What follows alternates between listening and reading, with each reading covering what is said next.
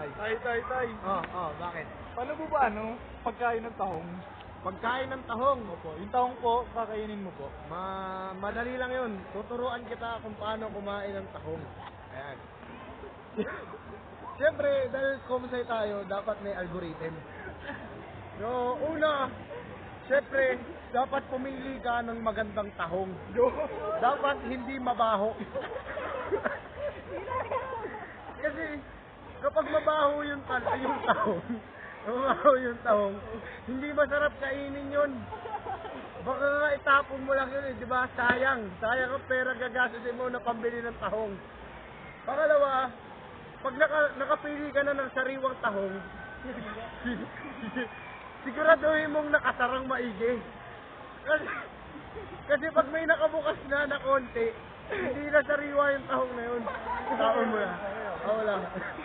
Pangatlo, step 3. Paiinitin mo muna yung tahong bago mo kainin. Kasi,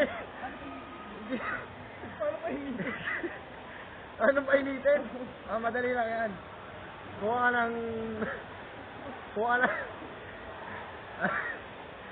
ng takore. Lagyan mo ng tubig. Lagyan mo yung tahong. Mainit na yun. Hindi mo sinisiyan yung kalan. Hindi na, init na yun. Tapos hawak-hawakan mo yung tahong. Pag alam mong hawak. Paano? Hawak.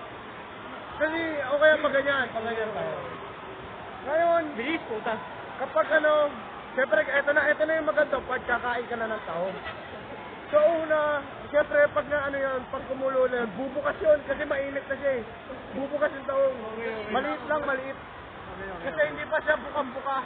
Maliit pa lang yung butas ng tahong. Ang una mong gagawin, sisip-sipin mo yung tahong. Paano? Ganun. Ganon. Pag nasipsip mo na lahat ng sabaw ng tahong, saka mo siya buksan. Pag nagbubukas ka, kasi siyempre malaki yung tahong. Ang pagbukas mo, pag ganyan na tahong. Tapos, kakainin mo na, kunyari hindi ka sanay kumain ng tahong, siyempre didilaan mo kung masarap. Pag didilaan mo yun, ganon. Kapag alam mong masarap na yung tahong, ang gagawin mo, kakamayin mo yung tahong, kakamayin mo. Kaka mo kakainin. Ganon ang pagkain ng